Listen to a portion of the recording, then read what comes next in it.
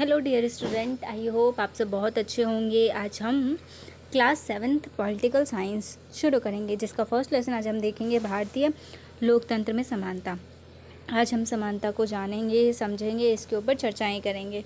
तो आइए शुरू करते हैं। तो सबसे पहले है परिचय। भारतीय लोकतंत्र का मुख्य आधार समानता है। ठीक है, एक ऐसा सिद्धांत है जो प्रत्येक नागरिकों को बिना किसी भेदभाव के समान अधिकार प्रदान करता है। हमारे भारत लोकतंत्र की मुख्य आधार है समानता, कि सभी लोगों को समान माना जाएगा। ठीक है, किसी के साथ भेदभाव का अधिकार नहीं है हमारे भारत देश में। ठीक है, सभी को समान माना जाएगा, चाहे वो किसी भी जाति का हो, चाहे वो किसी के धर्म का हो। ठीक है, अब समानता के मुख्य तत्व देखते हैं। तो सबसे पहला है, फर्स्ट पॉइंट है संवैधानिक समानता। तो संवैधानिक समानता, भारतीय संविधान में अनुच्छेद 14 से 18 तक समानता के अधिकार की बात की गई है। ठीक है, हर नागरिक को कानून के समक्ष समानता और कानून के समान संरक्षण का अधिकार है।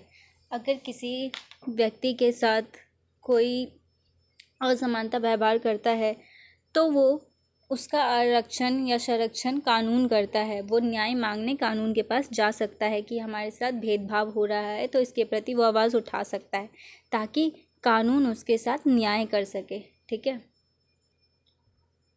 अब आते हैं राजनीतिक समानता।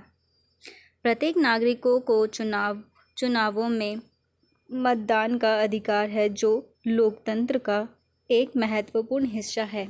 भारत में जो भी व्यक्ति 18 वर्ष के हो चुके होते हैं या उससे ज़्यादा के होते हैं, वो व्यक्ति वोट डालने का अधिकार रखता है। ठीक है, यह अधिकार सभी वयस्क नागरिकों को समान रूप से दिया गया है, चाहे वह किसी भी जाति, धर्म, लिंग या वर्ग का हो।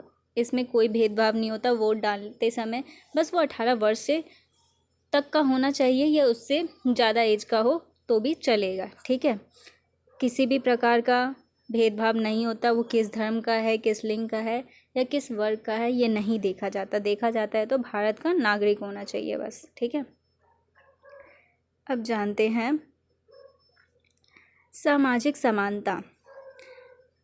समाज में हर व्यक्ति को समान रूप से व्यवहार किया जाना चाहिए। ठीक है, किसी भी व्यक्ति के साथ उसकी जाति, लिंग या आर्थिक स्थिति के आधार पर भेदभाव नहीं किया जा सकता। ठीक है, समाज के अंदर भी सभी व्यक्ति को समान व्यवहार करना चाहिए, किसी के साथ कोई भेदभाव नहीं करना चाहिए।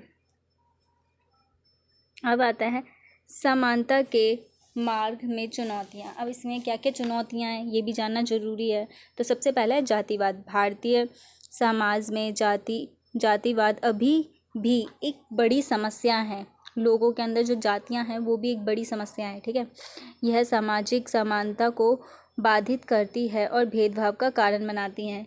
अभी भी आज के समय में भी कुछ लोग जातिवाद के अंदर घुसे हुए हैं और ऊंच नीच की बात करते हैं कि ये नीची जाति है, हम इसका घर का खाना नहीं खाएंगे, पानी नहीं पिएंगे, ये सब। ठीक है, अब लिंग भेद, महिलाओं के साथ भेदभाव और उन्हें समान अवसरों से वंचित करना भी समानता के मार्ग में एक बड़ी बाधा है।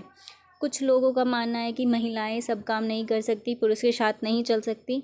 ये गलत अवधारणाएं हैं। महिलाओं को इसी कारण से समान अवसर नहीं दिए जाते। ठीक है, बहुत जगह। अब है आर्थिक असमानता। समाज में आर्थिक असमानता के कारण भी लोगों के बीच भेदभाव होता है। गरीब और अमीर के बीच की खाई भी समानता को बाधित करती है। समाज में भी असमानताएं आर्थिक रूप से हैं। कोई ज़्यादा अमीर है, कोई ज़्यादा गरीब है, कोई मध्यम वर्ग का है, इसलिए ये खाई बढ़ती चली जाती है। ठीक है, अब आते हैं समानता के दिशा में प्रयास। अब समानता के ऊपर किस किसने क्या क्या प्रयास किया, अब ये जानेंगे। संवैधानिक उपाय। संविधान ने समानता की रक्षा करने के लिए कई उपाय किए हैं, जैसे आरक्षण नीति जो समाज में पिछड़े वर्गों को समान अवसर प्रदान करती है। हमारे संविधान ने जो नीची जाति के थे उन सभी को आरक्षण दिए हैं ताकि उनके साथ कोई भेदभाव ना हो। और जो उन्हें कार्यों की समानता नहीं मिली है, आरक्षण के जरिए उन्हें कार्यों की समानता मिलना शुरू हुई है। मतलब संविधान ने उनको दिया है। अब वो लोग भी अपने आप को ऊपर लाके वो अपने जो वो करना चाहते थे, वो जिस कार्य को करना चाहते थे, अब वो भी सभी कार्य कर पाते हैं। ठीक है, उनके साथ अब भेदभाव खत्म करने का प्रयास किया गया है संविधान के जरिए। ठीक है, और शैक्षणिक सुधार, शिक्षा के माध्यम से लोगों में समानता का प्रति जागरूकता फैलाने का भी प्रयास किया जाता है। ठीक है, लोगों को इसलिए अधिक शिक्षा दी जाती है, खासकर बच्चों से ही सिखाया जाता है कि हमें भेदभाव नहीं करना। हम जैसे हैं वैसे ही पूरा समाज है, हमारे परिवार के हैं, दोस्त है। ठीक है, सभी लोग समान हैं।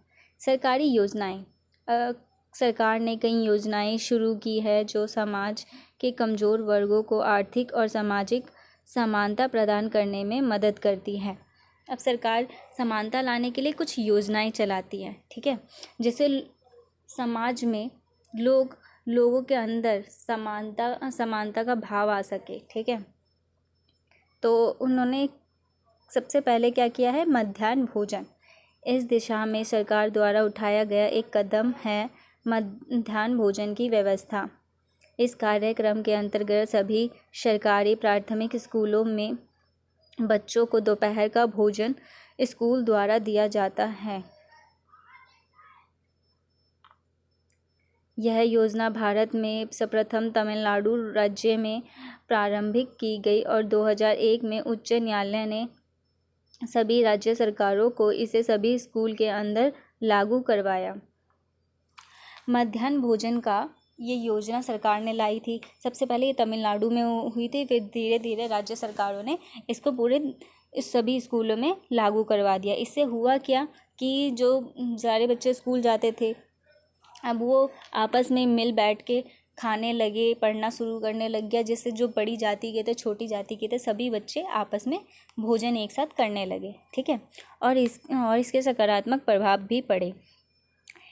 स्कूल में अधिक से अधिक बच्चे प्रवेश लेने लगे और मध्याह्न भोजन मिलने से दलित और गरीब के बच्चे भी स्कूल आना शुरू करने लगे और बच्चे ध्यान से पढ़ने लगे।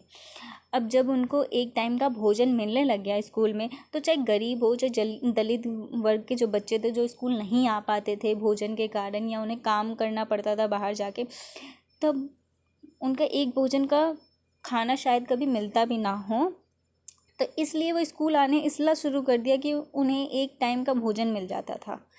इसलिए बच्चे स्कूल में अधिक से अधिक प्रवेश लेने लगे, ध्यान से पढ़ने लगे और उन्हें समानता के अंदर जागरूकता भी फैलने लगी। अब देखते हैं निष्कर्ष।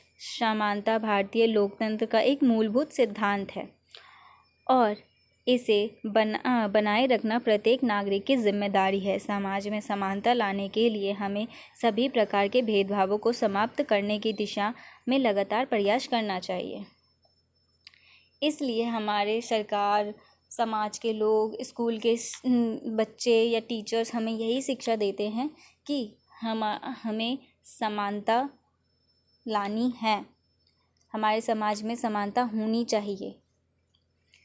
हम जैसे हैं वैसे ही बाकी सभी लोग हैं, ना कोई जाति होनी चाहिए, जाति के आधार पर हमें भेदभाव नहीं करना चाहिए। ठीक है, सो थैंक यू। आपको ये वीडियो अच्छी लगी, सो थैंक यू।